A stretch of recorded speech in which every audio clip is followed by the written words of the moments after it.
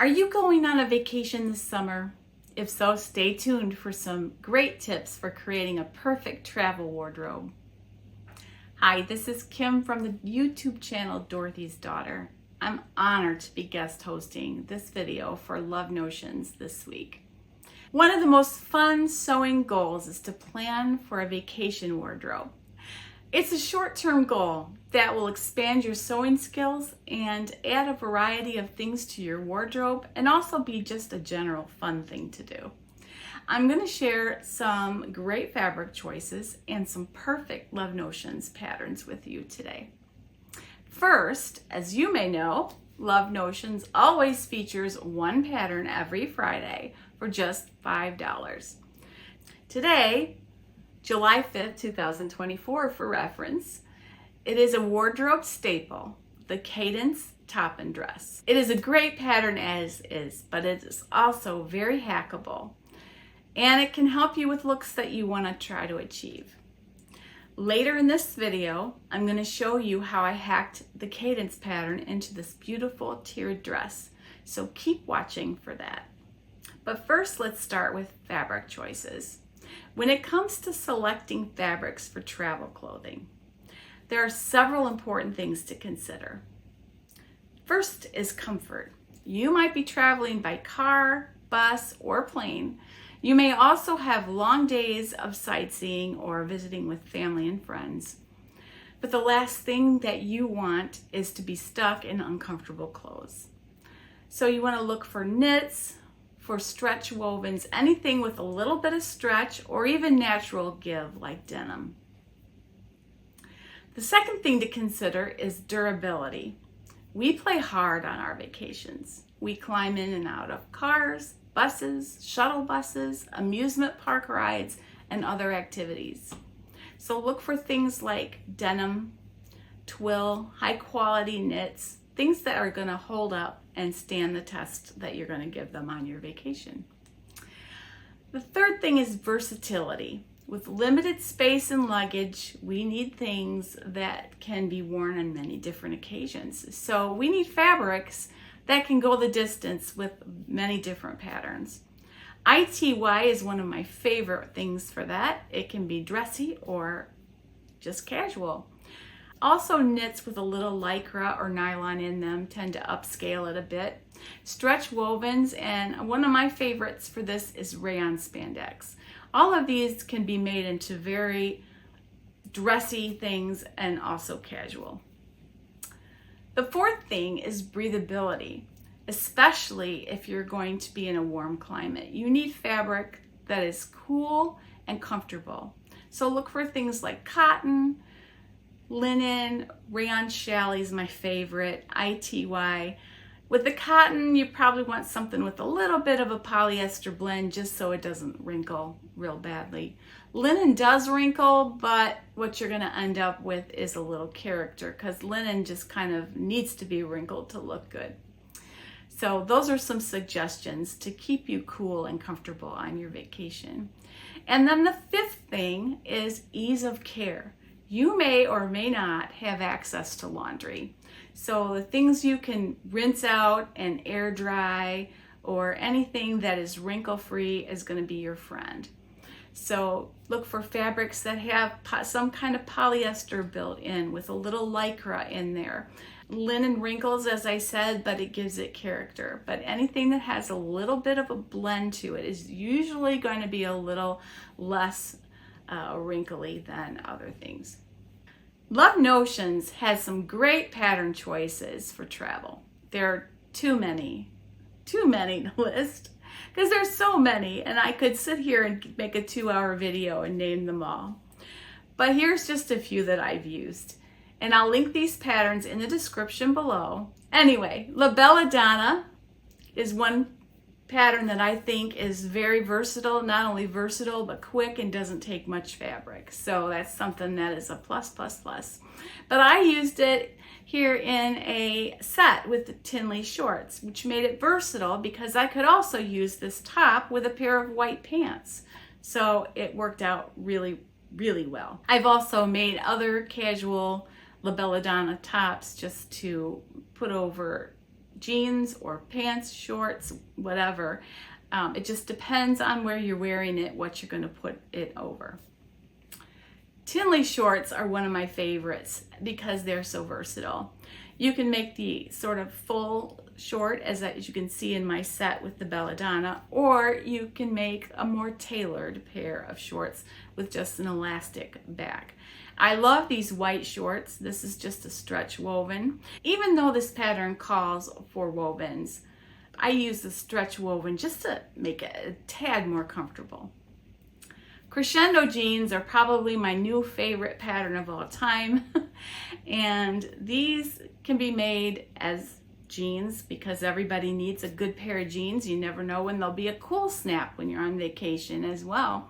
But also, you can make them into shorts. You can cut them to crops, whatever you want to do. So you can use that pattern for so many things. And by definition, they're stretch jeans, so they call for stretch wovens, and they're going to be comfortable always. The Laundry Day tee is another great pattern. I have made this into beach cover-ups, which I really love. It's a great pattern for that, super quick. Also, the classic tee is a win-win. You can always do that. Sabrina Slims, I like these made into crops. I do this all the time. Or you can make them into a nice pair of pants and take those with you. Either way, that pattern is great. And like the crescendo, it does call for a stretch woven, so it's going to be a little bit more comfortable than a structured woven without any give. Harmony is one that I love, and I made one in a pink linen, and I added just a little ruffle detail to the sleeve. One of my favorite tops. It's cool and comfortable, and although it does wrinkle, it's linen, so it does give it character.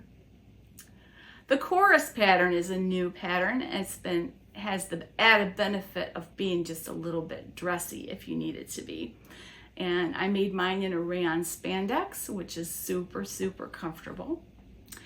The Clearwater is brand new this past week, and because I'm filming ahead, my swimsuit is a work in progress at this moment, but you can see it on my review video on my channel. So check that out and see the swimsuit that I made from the Clearwater pattern this past week. Cadence is great for tops and dresses, and because I like to bring fabric back with me wherever I go, I made Cadence tops from beach cover-ups. So if you're out on the beach and they're selling cover-ups, you can actually bring one back, and I measured it out, and it's actually enough to get a Cadence tank out of. In one case, I had to use just a white broadcloth to do the facings, but other than that, it works out really well. So I brought some back from Mexico and also from Jamaica and did that. So finally, here's how I hacked the Cadence pattern into this beautiful tiered ruffle dress. I do my pattern adjustments with Affinity Designer using the projector file. Now I know that's really high tech and I'm not going to go into that in this video, but it is an easy way to show you because what I'm showing you can easily be done on paper and rulers and things. So showing you this way makes it just a little easier for me. So measure your desired side waist for this dress. So basically you want to measure to where the bodice is going to end for you. Now I wanted to be sure that I didn't end up with empire waist because that looks terrible on me. So I basically started out with 9 inches and I actually ended up cutting off 2 inches. So you can start off with a little more fabric than you need. But to measure this, you're going to want to start on the arm side, but under your arm. And I use just where the bra hits me right here in order to have a point of reference. So next, you're going to measure how long you want that first layer of the skirt to be. So I wanted mine to be on the longer side as far as proportions go. because I didn't want the second ruffle to start around my hips or thighs because that's the largest part of me, and I didn't think I wanted to add a ruffle to accentuate that. So consider your proportions for your body when you do this as well. And then finally, the last ruffle is going to be whatever you need to give you the length that you want for your dress. So I measured mine and I ended up adjusting these quite a bit for proportion. If you're not sure, definitely go a little longer because you can always cut it away. Also, don't forget to add seam allowances because you could be stuck having it be shorter than you want it to be. So to make the math easier, I just used a 1/2 inch just to make it easy and no sweat. Each layer should cover 1.5 times the circumference of the one above it. So you're going to measure the circumference of your bodice, and then you're going to multiply that times 1.5, and then you're going to measure the circumference of that 1.5. That's going to be your second ruffle. So you're going to need to use a little math to achieve this overall dress length that you want, and also to calculate how much fabric you're going to need. As a point of reference, I used a rayon challis 56-inch wide. It was Art Gallery fabrics from Amazon. It was beautiful, and I ordered 4 yards. Now I'm only 5'3", so if you're taller, you're going to need probably a little more than that. But I think that will give you a place to start. And I will link this fabric in the description because they did have other prints from there as well. I absolutely love this cool, comfortable dress that I will take on my vacation to Mount Rushmore with me later this summer. I'm very excited. I've never been there. What a great dress. It's not only cool and comfortable, but would be appropriate to wear in many different situations. I hope you enjoy this video. Please do share your makes on the Love Notions Facebook group so we can all be inspired by each other. Wherever this summer takes you, have fun and happy sewing.